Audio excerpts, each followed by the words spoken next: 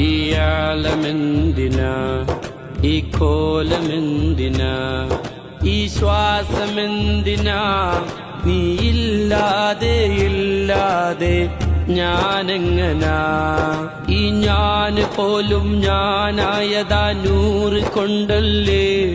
ആ നൂറ് മുഹമ്മദ് മദീന പൊന്നല്ലേ. ആ പൊന്നിന്റെ ലെങ്കൽ ഈ ആലം വെളിവല്ലേ. അതറിഞ്ഞാൽ മദീന നമ്മുടെ കൽബകത്തല്ലേ. ഇവിടെല്ലാം എല്ലാം നബിയല്ലേ,